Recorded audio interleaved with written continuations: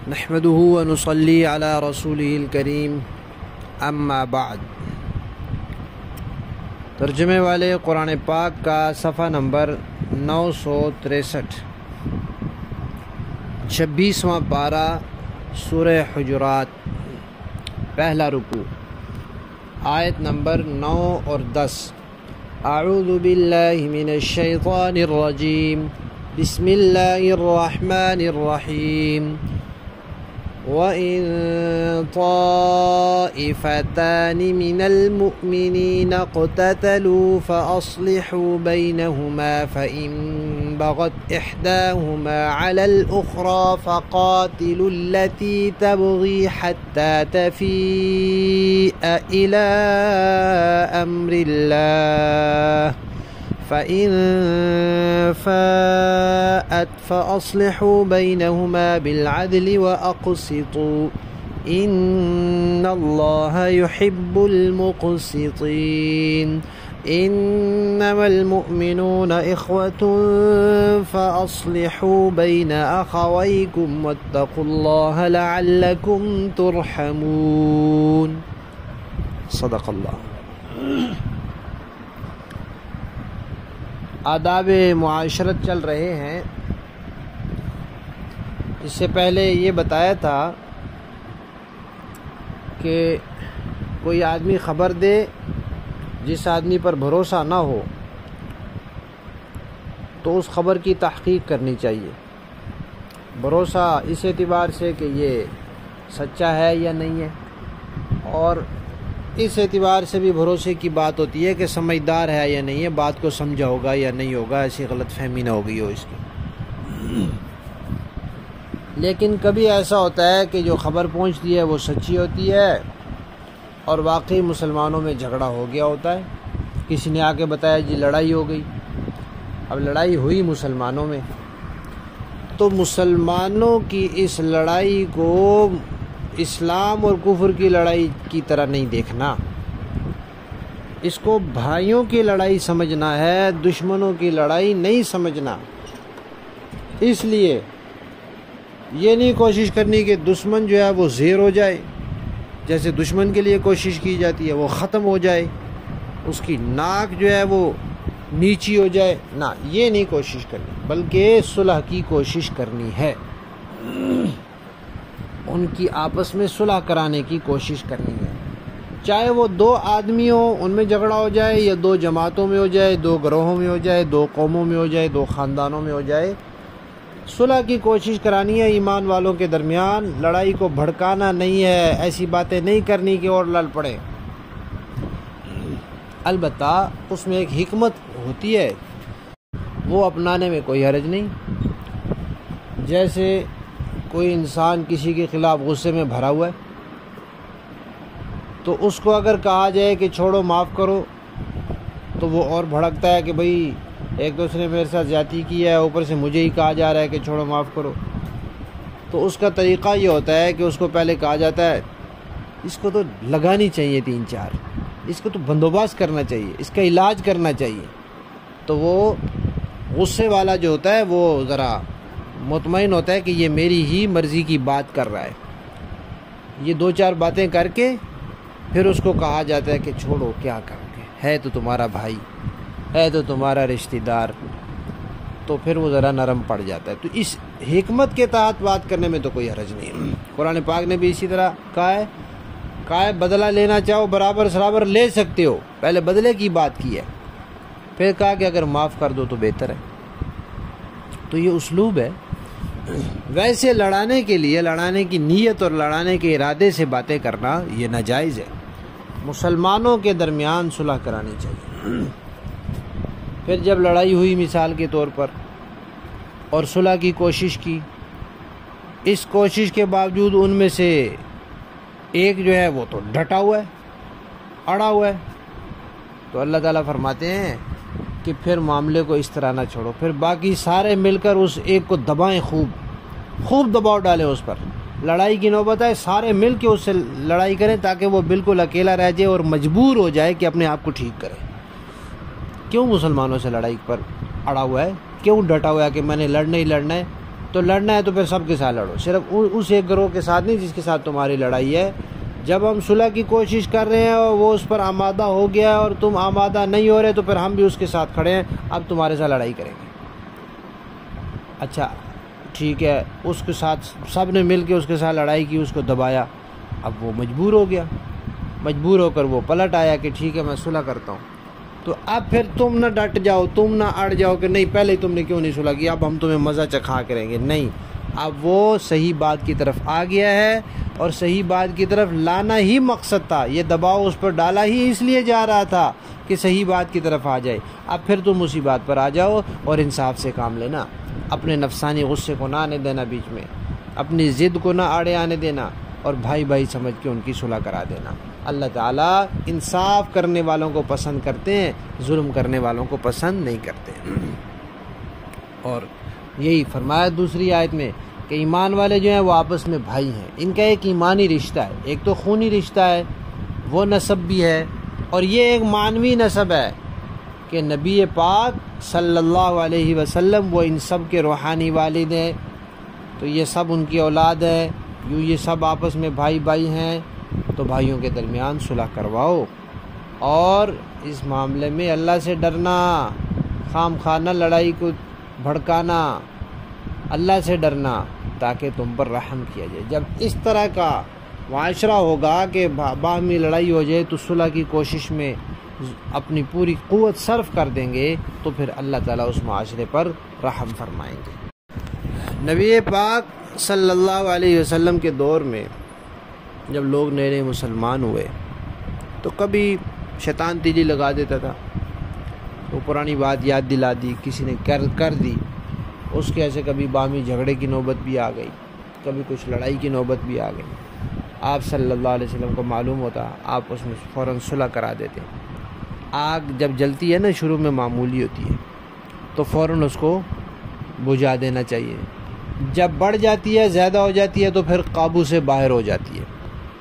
تو آپ صلی اللہ علیہ وسلم فوراً جو ہے اس آگ کو ٹھنڈا کر دیتے اور صلح کرا دیتے تھے۔ البتہ یہ بات یاد رکھنی چاہیے کہ حضرات صحابہ کرام رضوان اللہ علیہم اجمعین کے جو آپس کے مشاجرات اور اختلافات اور لڑائیاں ہیں، وہ لڑائیاں اس کا مصداق نہیں ہے، اس لیے کہ اس میں دونوں طرف کے لوگ ایک دینی امر کو قائم کرنے کے لیے اٹھ کھڑے ہوئے تھے، اور دونوں کا مقصد اللہ تعالیٰ کو راضی کرنا تھا، اور دونوں ہی یہ سمجھ رہے تھے کہ ہماری مخالف جماعت جو ہے وہ اللہ تعالیٰ کے اس حکم میں تاخیر کر رہی ہے یا اس پہ عمل میں ذرا کمزوری دکھا رہی ہے، تو دونوں اس کے لیے کھڑے ہوئے۔ تو دونوں کا مقصد شریعت پر عمل تھا، دین پر عمل تھا، اللہ کی رضا تھی، اور مسئلہ جو تھا وہ اجتہادی تھا۔ تو اس لیے اس میں اجتہاد میں پھر یہ ہوتا ہے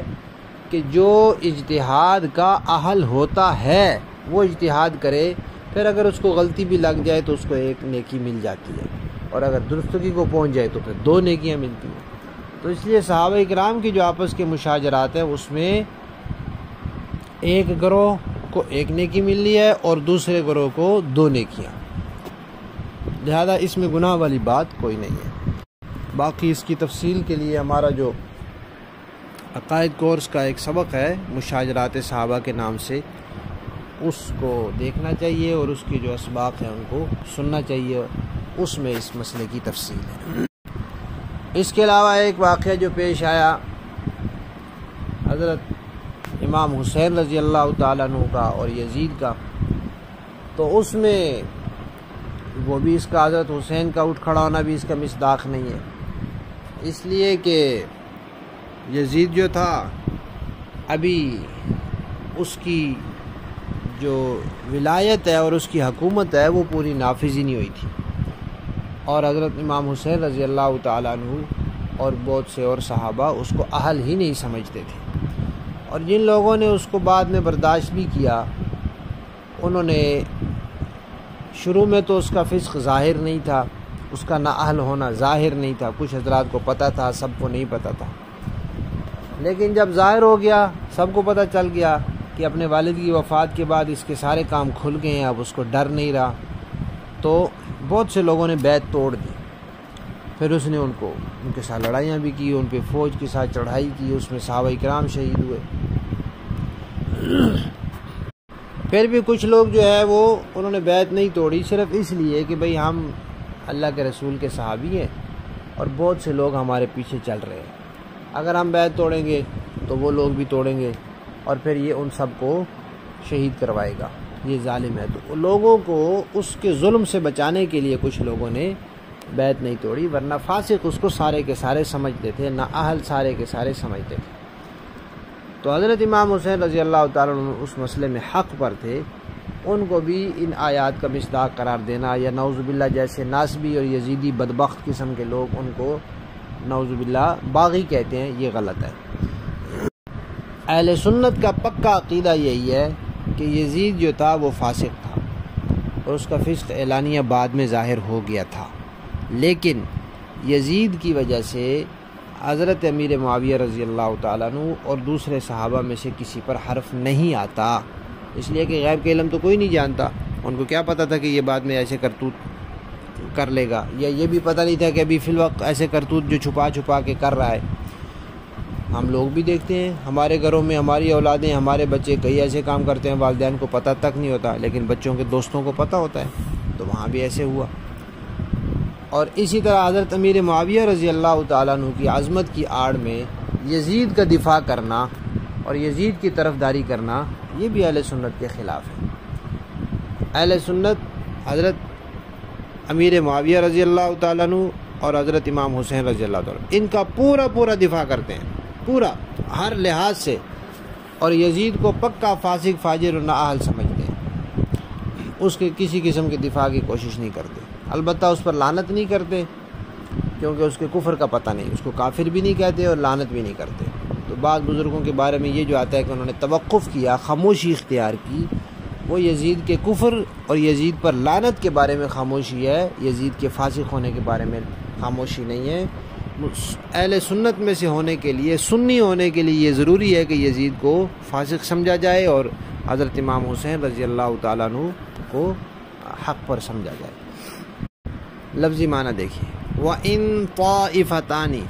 اور اگر طائفتان دو گروہ، من المؤمنین، ایمان والوں میں سے،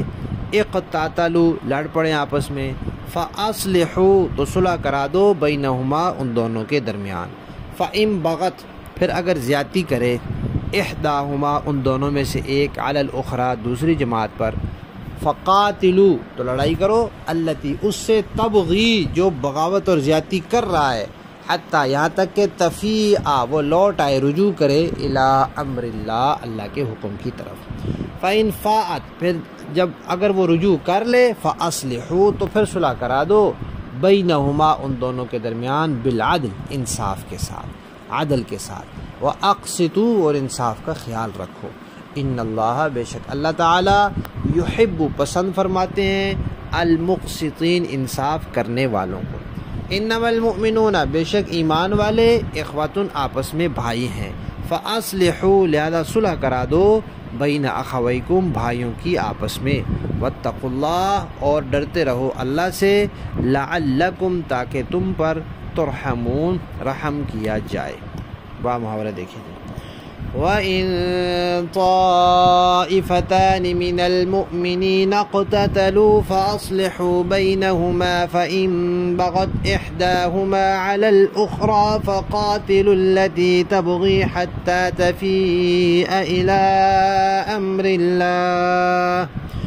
اور اگر مسلمانوں کے دو گروہ آپس میں لڑ پڑے تو ان کے درمیان صلح کراؤ، پھر اگر ان میں سے ایک گروہ دوسرے کے ساتھ زیادتی کرے تو اس گروہ سے لڑو جو زیادتی کر رہا ہے، یہاں تک کہ وہ اللہ کے حکم کی طرف لوٹ آئے، فَإِن فَاءَتْ فَأَصْلِحُوا بَيْنَهُمَا بِالْعَدْلِ وَأَقْسِطُوا، چنانچہ اگر وہ لوٹ آئے تو ان کے درمیان انصاف کے ساتھ صلح کرا دو اور ہر معاملے میں انصاف سے کام لیا کرو، ان اللہ یحب المقسطین، بے شک اللہ انصاف کرنے والوں سے محبت کرتا ہے۔ انما المؤمنون اخوة فاصلحوا بین اخویکم واتقوا اللہ لعلکم ترحمون۔ حقیقت تو یہ ہے کہ تمام مسلمان بھائی بھائی ہیں، اس لیے اپنے دو بھائیوں کے درمیان تعلقات اچھے بناؤ اور اللہ سے ڈرو تاکہ تمہارے ساتھ رحمت کا معاملہ کیا جائے۔ صدق اللہ العظیم۔